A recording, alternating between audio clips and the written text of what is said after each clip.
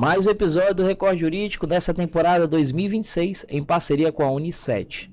Hoje a gente recebe o advogado, professor e mestre em Direito pela Universidade Autônoma de Lisboa, Dr. André Luz. André, é um prazer ter você conosco nesse episódio hoje. Prazer, Davi. Prazer meu estar aqui com vocês para a gente conversar, tentar trazer um pouco da nossa vida, nossa vivência, da nossa experiência.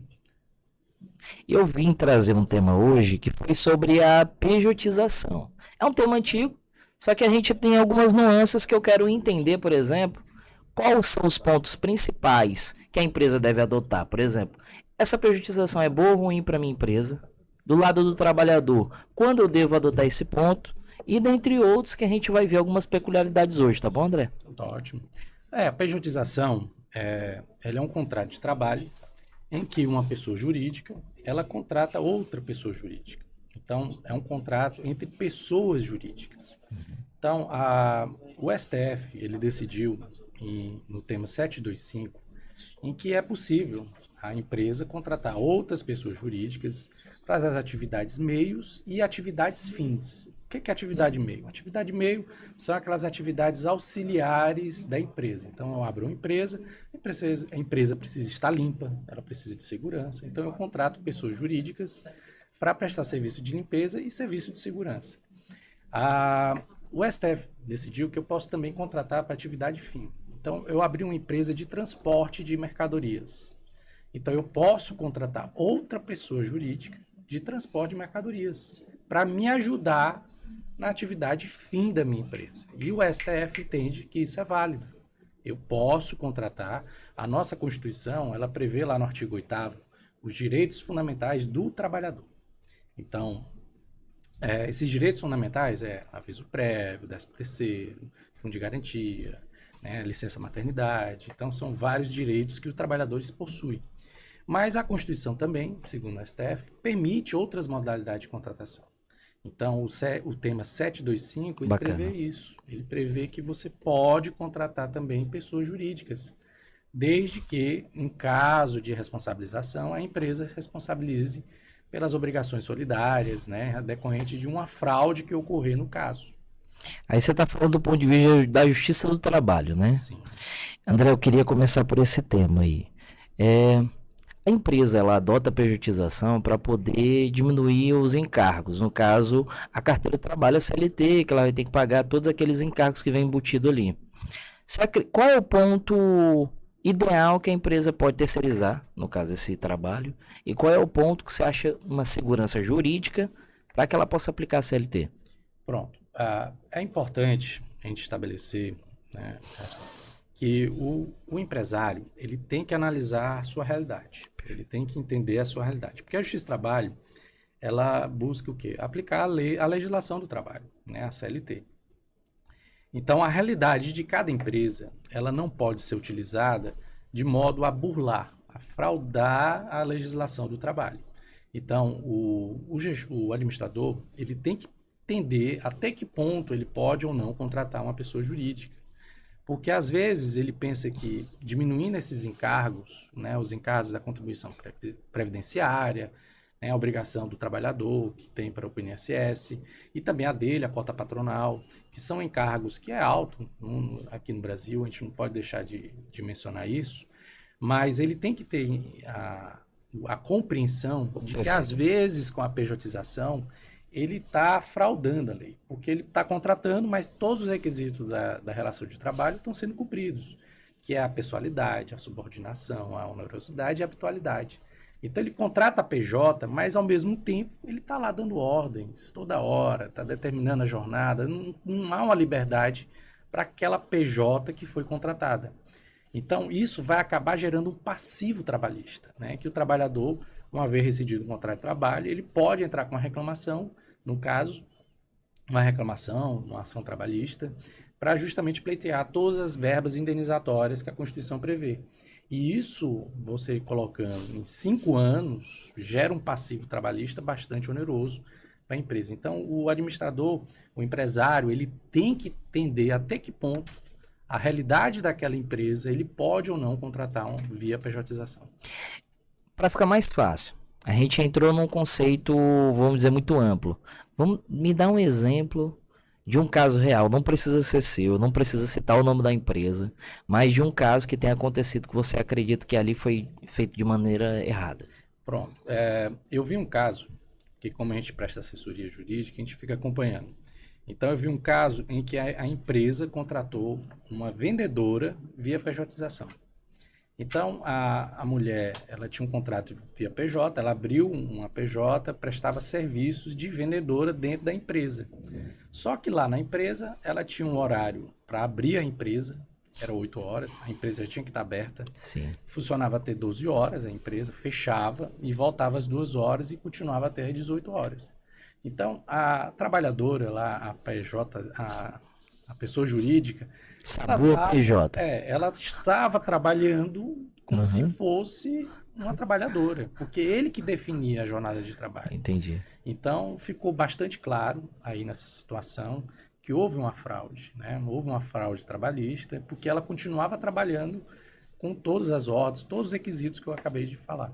Como é que tu faz para conciliar hoje a advocacia com as outras atividades afins? Eu sei que hoje você deve. Como é que tá primeiro? Vamos começar por esse ponto. Como é que você está fazendo para conciliar seu tempo hoje, professor André? A gente, eu acho que a gente tem 24 horas no dia. Então, a gente tem que dormir, descansar, ter a vida social e a gente tem que buscar exercer aquelas atividades que a gente acha importante, né? Que tem um objetivo. sim. Então, quando eu entrei no curso de Direito, eu queria advogar e ser professor. Então, desde 2005 eu advogo.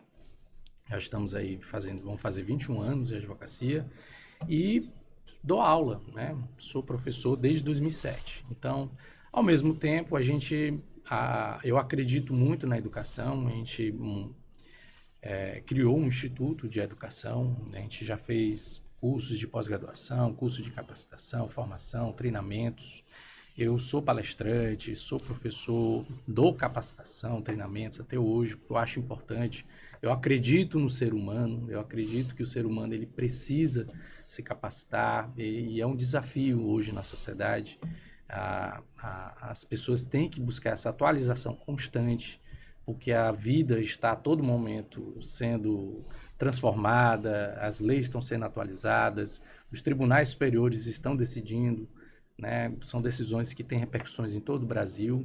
Então, a gente acredita muito na educação e a gente está buscando trabalhar, na medida do possível, fazendo tudo isso, além da vida social, né? E buscando também o esporte, né? A gente gosta muito de esporte, pratica o triatlo, né? A gente nada, pedala, corre, né? E ainda tem que malhar, e aí a gente vai encontrando as brechas no dia e vamos seguindo aí. Talvez aí esteja o segredo de onde você tá. Que rapaz, 2007 as contas não bateram não. Quantos anos você tem, André? Caramba. Rapaz, eu tenho uma idadezinha. Tem os verões, né? Essa cara aqui, Rapaz. mas Tá conservando. a gente, como eu te disse, né? O esporte eu acho bastante importante. Sim. A gente tem que encaixar para ter saúde Sim. física e mental.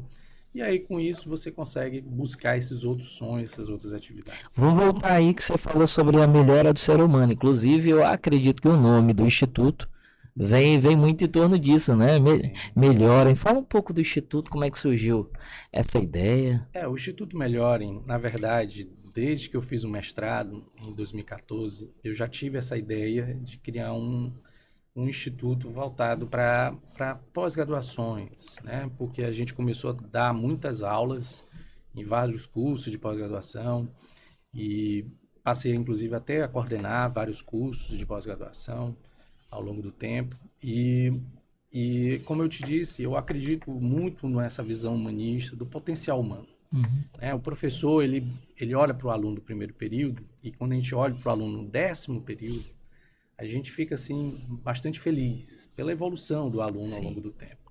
E acho que todo professor tem esse intuito de ver a melhora, né? Ver o aperfeiçoamento. E aí o nome Instituto Melhorem, ele vem justamente desse aperfeiçoamento, desse melhoramento que a pessoa humana ela busca ao longo da vida e que é essencial para todos, né? A gente também busca se aperfeiçoar, se atualizar, fazer cursos, justamente para também não ficar desatualizado, porque a sociedade, o mundo, né, ele necessita muito disso. Dentro das atividades do Instituto, eu até anotei aqui, né? Você tem terceiro setor, você tem qualificação para servidores.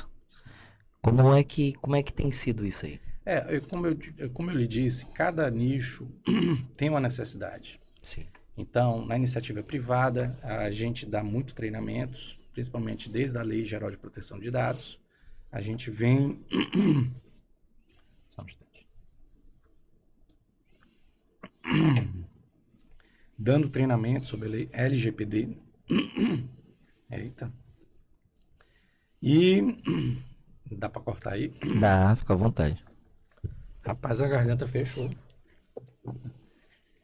Então, a gente vem dando treinamento sobre a Lei Geral de Proteção de Dados. Há uma necessidade de atualização, porque os dados é um direito fundamental, está lá na Constituição, e nós temos vários deveres por todas aquelas pessoas que estão de posse dos dados, do titular dos dados, que somos Sim. nós, pessoas físicas e jurídicas.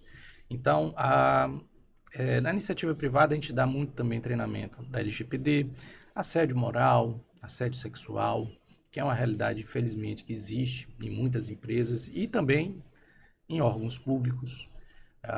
Então, a gente dá um treinamento voltado dentro da necessidade de cada empresa. E dentro da iniciativa, e dentro dos órgãos públicos, a necessidade já é totalmente diferente, porque a realidade de um município é diferente da realidade dos outros municípios. Então, a gente já fez treinamentos no sentido de implementar uma política de cobrança, por exemplo. O município nunca fez nenhum tipo de cobrança das obrigações tributárias, né? Não cobra nada. Tem vários municípios que nunca cobraram nada.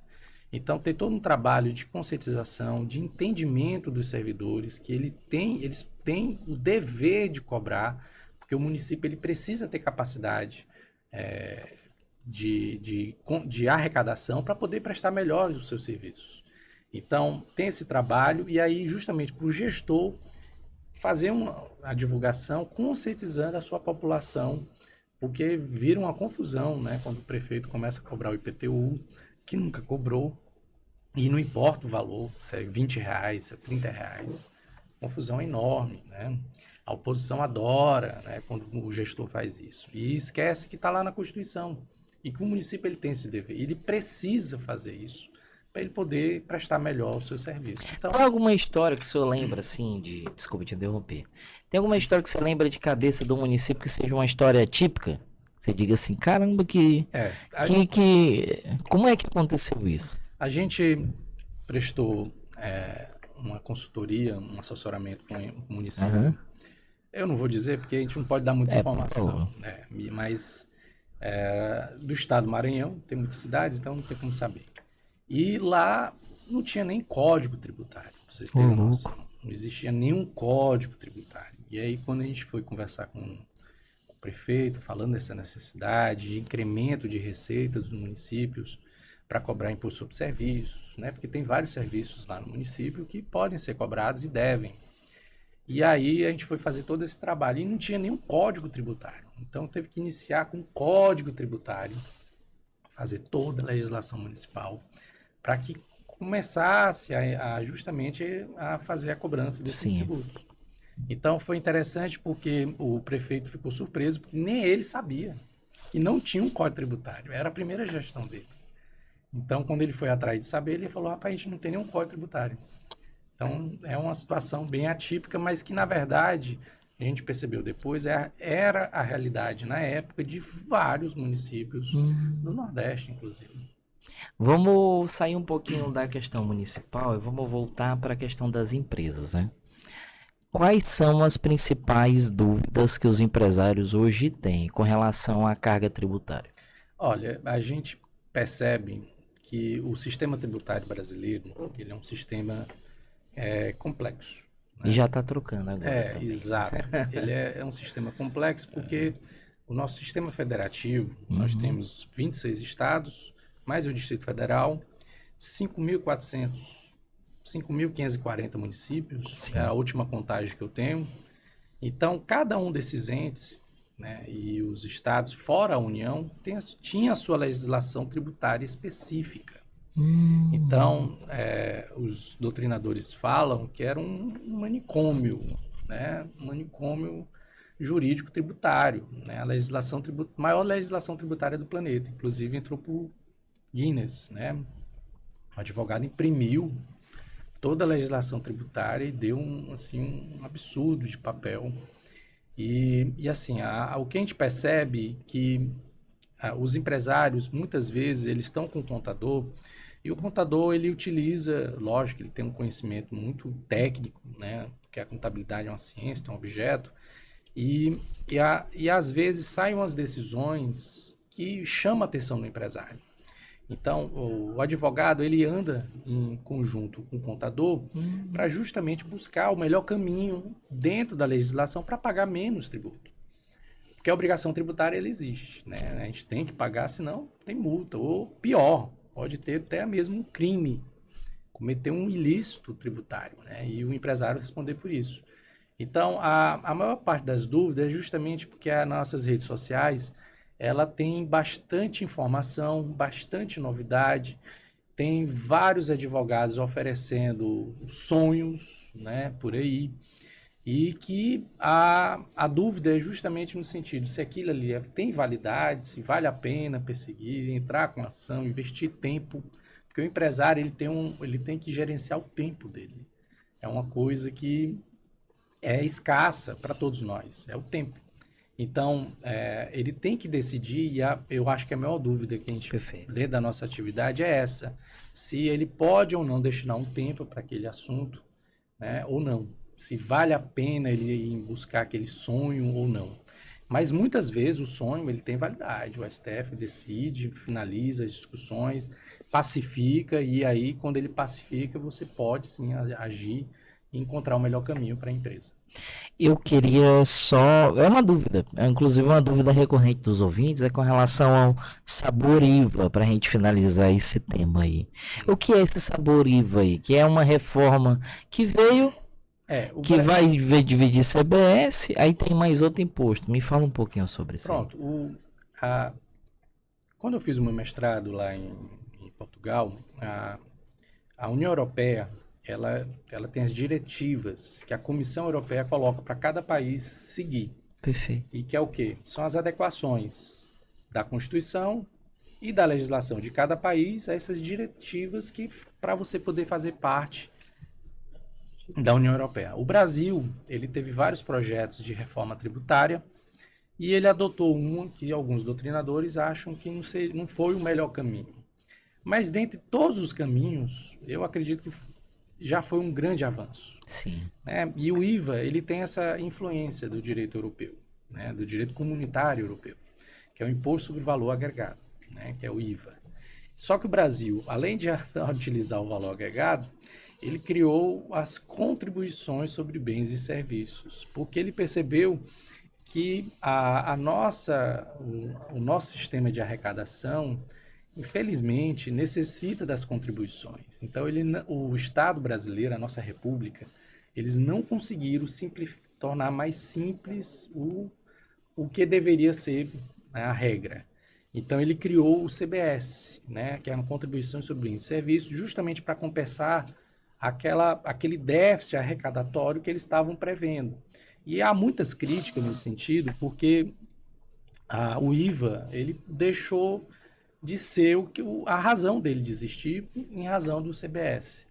E assim, o Brasil ele escalonou. Houve um escalonamento, né? Há um escalonamento, umas regras de transição, não foi aquela mudança abrupta, porque, como eu lhe falei, vários municípios ainda nem têm códigos tributários da legislação antiga, né, da Constituição antes da reforma, e muitos agora estão correndo atrás de fazer os treinamentos, fazer as modificações nas suas leis orgânicas de cada município, inclusive atualizando ou criando, né, os códigos tributários dentro dessa nova realidade, que vai abarcar o IVA e também a CBS. E o que eu achei interessante dentro da reforma, agora isso é um ponto que eu acho, é que foi criado um comitê gestor. Esse comitê gestor, ele é preenchido por várias pessoas que participam do sistema arrecadatório.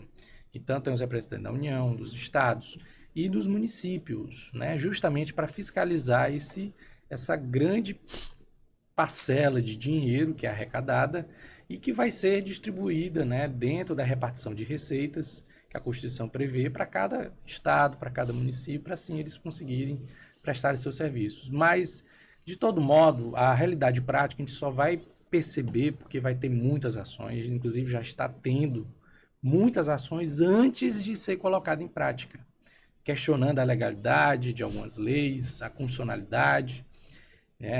Então, o STJ, o STF está tendo bastante trabalho e eu acredito que vai ter bastante trabalho, porque como é uma legislação nova, então, na prática, a gente vai perceber, só na prática a gente vai começar a perceber até que ponto o Estado está usurpando, né, ferindo ou não alguns princípios constitucionais que estão lá explícitos, que são direitos fundamentais de todos nós que somos contribuintes. André, obrigado por ter vindo ao Recorte Jurídico e a gente aprende com cada convidado que vem aqui e fala um pouco mais sobre diversos temas. Para que a gente possa finalizar esse episódio, eu queria que você deixasse um conselho para os nossos ouvintes e também deixasse suas redes sociais para que eles continuem acompanhando esse e outros temas ainda mais perplexos. E ainda eu quero te convidar para voltar ao programa para poder falar sobre outros temas, tá bom? Davi, eu que agradeço o convite, fico bastante grato.